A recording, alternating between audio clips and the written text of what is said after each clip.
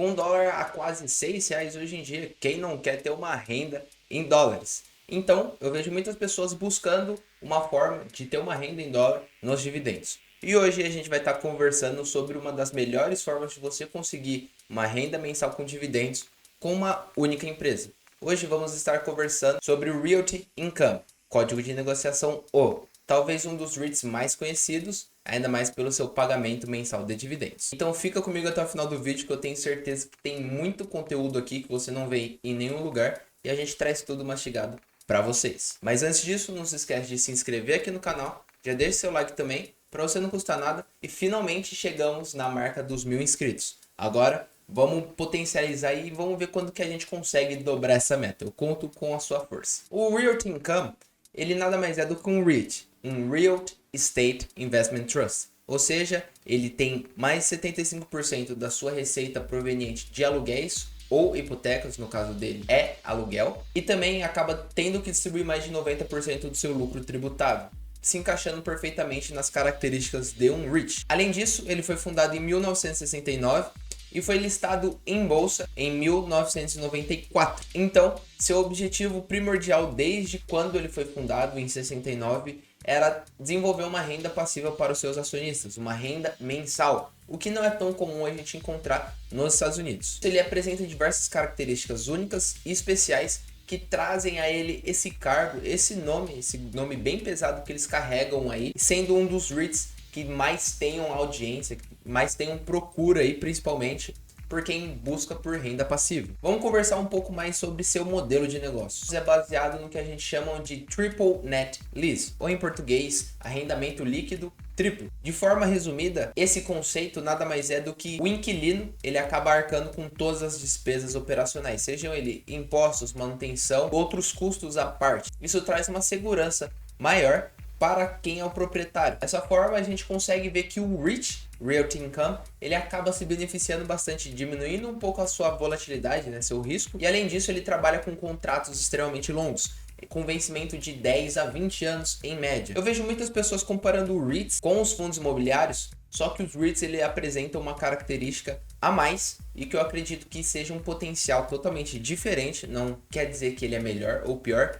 mas sim diferente dos fundos imobiliários, que ele consegue se alavancar e assim um crescimento muito interessante. Então agora eu trouxe alguns dados comparando o Realty Income em 1994, quando ele abriu seu capital na bolsa, né, fez seu IPO, e hoje em dia com os dados do final de 2020, para a gente comparar o crescimento estrondoso que a gente teve nesse ativo, principalmente na sua estrutura, e por isso que a gente teve um crescimento tão grande no seu preço. Primeiramente, em 1994, eles tinham um portfólio de 630 propriedades, o que já é consideravelmente bastante. Em 2020, eles bateram a marca de 6.532 imóveis proprietários, estando presentes em mais de 49 estados dos Estados Unidos, em mais de 3 países, sendo Estados Unidos, Porto Rico e Reino Unido, tendo uma diversificação global aí. Além disso, em 94 eles tinham cerca de 23 clientes diferentes. Hoje em dia eles já passaram a marca de mais de 600 clientes diferentes. Além de seus clientes, eles também conseguem ter uma grande variedade de setores.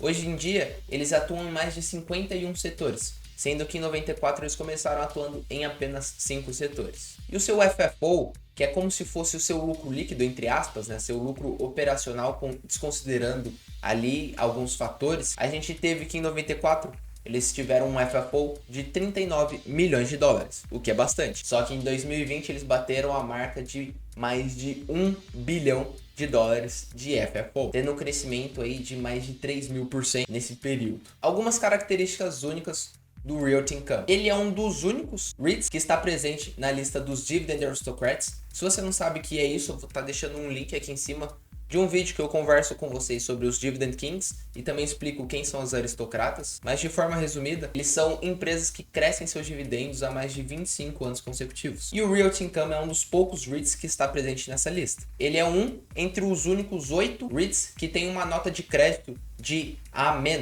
A maior parte dos REITs eles acabam tendo um risco maior porque o seu rating, né, sua nota de crédito, acaba sendo um pouco inferior e, consequentemente, a taxa de juros que eles conseguem pegar nos seus empréstimos acaba sendo um pouco mais elevada do que o Realty Income. Nesse caso, Isso representa uma eficiência operacional a mais do que seus concorrentes. Agora vamos entender um pouco mais das suas operações, né? Entender um pouco mais por dentro da empresa. Então aqui com a apresentação deles aberta, vamos entender um pouco mais do porquê o Realty Income ele chama tanto a atenção dos investidores. Primeiramente, seu histórico de retorno é invejável. A partir do momento que vocês enxergarem qualquer sigla como TSR, seria esse Total Shareholder Return. No caso, o TSR, ele considera tanto o retorno em questão de ganho de capital, quanto a distribuição de dividendos, que no caso dos REITs é algo extremamente interessante para a gente ponderar. A gente tem a comparação desde 1994 do Realty Income, em primeiro, que a gente tem em amarelo / laranja aqui, comparado desde a Nasdaq, que a gente teve um crescimento estrondoso, principalmente nos últimos 10 anos, mas mesmo assim não bateu o histórico do Realty Income, considerando, como eu falei, dividendos, o crescimento da sua ação como um todo. Esse gráfico eu gosto bastante para a gente conseguir entender o quão importante é a relação risco-retorno. A gente tem aqui nesses pontos essa variação, essa variância aqui, acaba sendo a comparação do S&P 500, as 500 maiores empresas dos Estados Unidos, comparando seu beta, que a gente pode considerar como seu risco, né, volatilidade, e também seu total return, seu compound annual growth rate, seu crescimento de forma composta. E a gente consegue ver que é uma das poucas empresas que tem um retorno acima da média do mercado com um beta bem menor. A gente tem um beta aí de 0,4. Isso é extremamente difícil de encontrar. É difícil a gente conseguir ter essa relação de risco e retorno. Agora, com a mesma ideia, vamos comparar aqui as principais empresas, as blue chips, as 10 maiores empresas constituintes aí, tanto do S&P 500 como do S&P 500 REITs. Na parte de cima a gente tem a comparação com as empresas, né, com as stocks, e a gente vê que ele tem um retorno extremamente alto e um risco extremamente baixo. Se a gente for considerar que quanto mais à direita, menor o risco, e quanto mais à esquerda, maior o risco. E a tendência é que quanto maior a esquerda, maiores tem que ser os seus retornos entregues também. Nesse caso, ele consegue ter um retorno maior do que o de Home Depot, que está bem mais à esquerda do gráfico, mesmo tendo uma volatilidade pela metade. Isso é extremamente interessante para a gente avaliar. E agora no gráfico de baixo, comparando bananas com bananas, né, comparando REITs com REITs, a gente vê que pouquíssimos entregaram tanto retorno quanto ele em relação ao seu risco. Talvez um dos que mais chama a atenção, até vai ser nosso próximo estudo aqui, é o Public Storage, esse PSA que tem do lado dele, que teve uma volatilidade menor ainda e praticamente o mesmo retorno. O Realty Income se destaca de uma forma gigante. Os 3 maiores destaques que eu daria aqui são o ESX, o Realty Income e o PSA, que se mais se destacam nessa relação risco-retorno. Agora, com essa relação da consistência que a gente tem, os seus níveis de ocupação são historicamente altos. Se a gente for lembrar, em 2008 e em 2009 a gente teve a crise do subprime. Muitos falam que é a crise imobiliária, mas na verdade foi a crise de crédito imobiliário. E nesse caso a gente consegue ver como eles não estavam tão atrelados à questão de hipoteca. A sua variação, mesmo no período de crise, não foi nada. A gente tem aí em 96, talvez uma das médias mais altas, né? Na verdade, em 98 a gente teve a média mais alta, com 99,5% das suas ocupações. E o seu menor nível foi ali beirando 96,5%, 96,6%. Sua ocupação nunca ficou abaixo de 96%. Isso é resultado do tanto de crescimento que a gente teve no Realty Income. Vale total destaque aqui para a empresa como um todo. Além disso, no gráfico de baixo, em amarelo, a gente tem o crescimento do Same Store Rent, que é basicamente as propriedades que têm mais de 12 meses que continuam sendo renovadas o seu aluguel. Apenas em 2020 a gente teve uma queda nisso, até porque foi um ano extremamente atípico. Aqui é interessante para a gente ter uma comparação do Realty Income com a média do mercado de REITs. Eles tiveram uma ocupação cerca de 4,3% maior, que a gente tem aqui nesse caso, com 98,3% para o Realty Income, contra 94% dos REITs. E o menor ano que a gente teve aqui foi 96,6% para o Realty Income e 91,2% para a média dos REITs. Isso eu acho extremamente interessante para a gente conseguir ponderar a média do mercado, né? Para a gente ver que o quão ele se destoa, e por isso que normalmente esses REITs eles são negociados com um prêmio maior, porque sua expectativa de risco e retorno é muito mais elevada do que a média do mercado. No gráfico do lado a gente consegue ver sobre o crescimento dos dividendos. Do lado esquerdo a gente tem anos com crescimento negativo. O Realty Income não deixou de crescer nenhum ano e a média do mercado cerca de 12% dos anos, né, desde 1994 considerando, eles entregaram aí um crescimento nos seus dividendos de forma negativa. E o crescimento composto nos dividendos do Realty Income é cerca do dobro da média do mercado. Aqui a gente consegue ver um pouco da diversificação do seu portfólio como um todo. Esses são o seu top 20 inquilinos, que representam cerca de 52% da sua receita anual. Eles estão diversificados em mais de 10 diferentes indústrias e eles têm uma nota de crédito aí extremamente alta, a maior parte deles. Assim, majoritariamente a gente conhece seus principais inquilinos. São empresas que são extremamente conciliadas em nota de crédito com o mercado também. Atuam em indústrias diferentes, algumas mais resilientes do que as outras, mas não deixam a desejar para o Realty Income. Aqui a gente tem a diversificação em setores de uma forma mais completa, assim, de uma forma mais ampla. A gente tem que o retail, né, a parte de varejo, representa 85%. A parte de setores industriais, como também a parte de galpões logísticos se encaixa nessa parte industrial, representam aí 11%.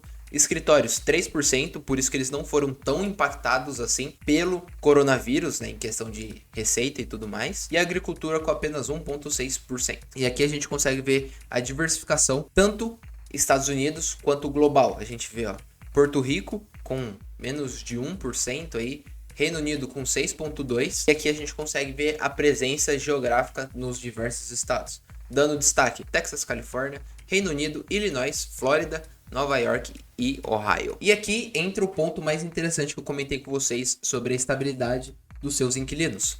A gente consegue ver que dentre seus top 20 principais clientes, a maior parte deles apresentam grandes vantagens competitivas em setores que são bem mais resilientes, como de consumo não discricionário, que aqui se encaixa Walgreens, CVS, Tesco, Sainsbury's, Kroger, Walmart, Dollar General, Dollar Tree, Family Dollar, além de serviços ali com a 7-Eleven, Lifetime Fitness, LA Fitness, Speedway, Circle K. Alguns outros não são tão resilientes como a AMC, principalmente porque a gente viu o quanto eles sofreram em 2020, mas majoritariamente são pontos extremamente interessantes. E já que a gente estava falando sobre Realty Income, para a gente dar um exemplo sobre dividendos, nada melhor do que pegar seu track record, pegar seu histórico de pagamento de dividendos. A gente vê uma estabilidade muito grande aí, começando com um pagamento de míseros 90 centavos de dólar em 1994 e triplicando esse valor cerca de 26 anos depois, chegando a 2,814. Então, aqui a gente tem alguns números bem interessantes. 93 trimestres consecutivos crescendo seus dividendos, tendo um pagamento frente ao seu FFO de 83%, né, um payout bem elevado, mas além dele ser um REIT e ser obrigado a pagar grandes montantes de dividendos, mesmo assim é algo que a gente pode ver que ainda está controlado. Além disso, tem seu crescimento composto anual de 4,4% ao ano. Como a gente já tinha comentado lá no começo, apenas 3 REITs estão presentes no S&P 500 Dividend Aristocrats e ele é um deles. Eu acho que agora ficou muito mais claro porque as pessoas gostam tanto do Realty Income. Sólidos dividendos, crescimento bem sustentável, estrutura invejável, gestão incrível. Além disso, a gente consegue ver que ele se encaixa no S&P 500 Dividend Aristocrats, que é um grupo bem seleto de empresas. E aí, o que você achou do Realty Income? Esse daqui foi o REIT mais pedido no vídeo que eu tinha comentado com vocês sobre REITs. Qual é o próximo REIT que você quer que eu traga o estudo aqui? Comenta aqui embaixo que eu vou trazer ele com toda certeza. Beleza, pessoal? Espero que vocês tenham gostado desse vídeo. Tamo junto e até a próxima.